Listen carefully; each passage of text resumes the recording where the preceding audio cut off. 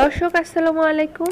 আশা করি সবাই খুব ভালো আছেন। আজকে একটি মজাদার রেসিপি নিয়ে হাজির হলাম আপনাদের মাঝে।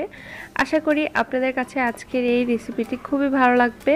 আর রেসিপিটি হচ্ছে পাটের শাক দিয়ে মুগের ডাল ভুনা। খুবই মজাদার। আর এটা গরমের মধ্যে বেশ ভালো লাগে খেতে। গরম ভাতের সাথে বা ঠান্ডা ভাতের সাথেও খেতে পারবেন। যে যেটা দিয়ে খান সেটা দিয়ে ভালো লাগবে ইনশাআল্লাহ।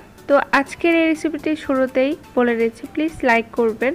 তো শুরু থেকে আমি মুগের ডালটা একটু ভেজে নিচ্ছি। তো এটা আমি হালকা আছে, একদমই আলতো আছে আমি ভেজে নিচ্ছি। মুগের ডালটা আমি হাফ কাপের মতো নিয়েছি। আপনারা চাইলে যে কোনো ডাল দিয়ে এই রান্নাটা করে নিতে পারবেন। তো মুগের ডালটা দিয়ে আমি বেস্ট মনে করছি, তো সেই কারণে মুগের ডালটা দিয়ে রান্না করব। আর এটাকে আমি ঠান্ডা পানি দিয়ে আমি একটু ভিজিয়ে রেখেছিলাম 10 মিনিটের মতো। আর যা যা লাগবে সেই উপকরণগুলো হচ্ছে, এখানে হাফ কাপ ডাল, লবণ, আদা রসুন নিয়েছি হাফ চামচের মতো করে, আর মরিচ নিয়েছি প্রয়োজন মতো, মানে ঝাল বেশি কম করে যেটাই খান না কেন। আর এখানে রসুন কুচি, এখানে পেঁয়াজ কুচি, আর নিয়েছি হলো শুকনো মরিচ, তেজপাতা, একটু জিরা। তো আমি যেভাবে রান্না করব আজকে সেভাবেও খুবই মজা হয়। এক একজনের রান্না এক এক রকম, কিন্তু এটা যেভাবে রান্না করে না কেন খেতে কিন্তু বেশ দারুণ লাগে।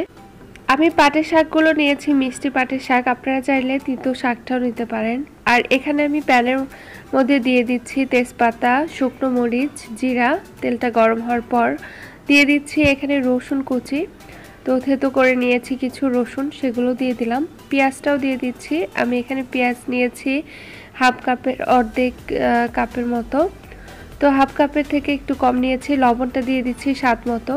তো লবণটা কম বেশি করে দেওয়া যেতে পারে, পরবর্তীতে খেয়ে তারপর দেখে নিতে পারবেন। যেহেতু শাক আর ডাল, শাকের মধ্যে কিন্তু লবণটা একটু কম দিলেই ভালো হয়। আর এখানে দিয়ে দিলাম আদা রসুন পেস্ট।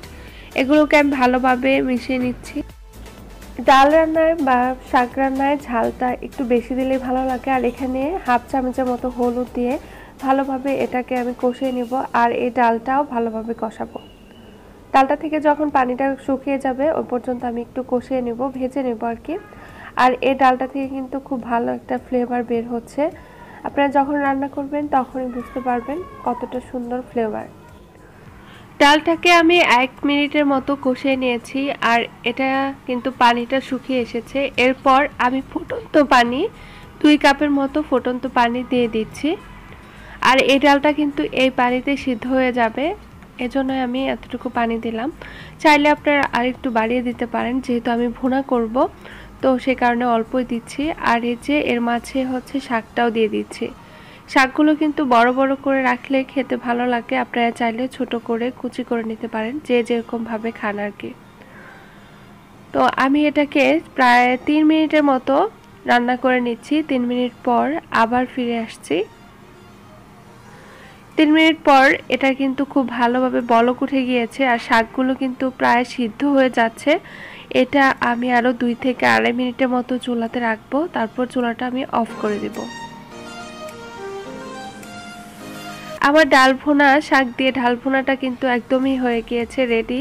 আর এটাকে আমি আর অন্যভাবে রান্না করছি না, একদম সহজ সিম্পলভাবে রান্নাটা করে দেখালাম। আর আমার সব রান্নাগুলো একটু সহজভাবে দেখানোর চেষ্টা করি, আপনাদের যেন সহজ হয়, যাতে করে সে রান্নাটা ইজিভাবে করে নিতে পারেন। তো আমার এই রান্নাটা কিন্তু বেশ মজার ছিল, তাই আপনাদের সঙ্গে শেয়ার করেছি। যদি ভালো লাগে অবশ্যই সাবস্ক্রাইব করে নেবেন আমার চ্যানেলটিকে।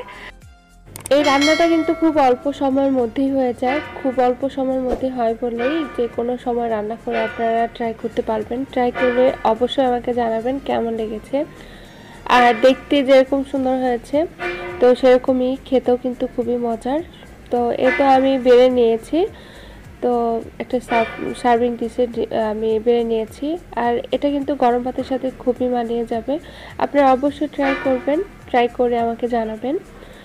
তো আশা করি আজকের এই রেসিপিটি আমার আপনাদের কাছে খুবই ভালো লেগেছে। আর যদি ভালো লেগে থাকে অবশ্যই লাইক দিতে ভুলবেন না। আমার চ্যানেলটির সঙ্গে থাকবেন। সবাই খুব ভালো থাকবেন। আসসালামু আলাইকুম, আল্লাহ হাফেজ।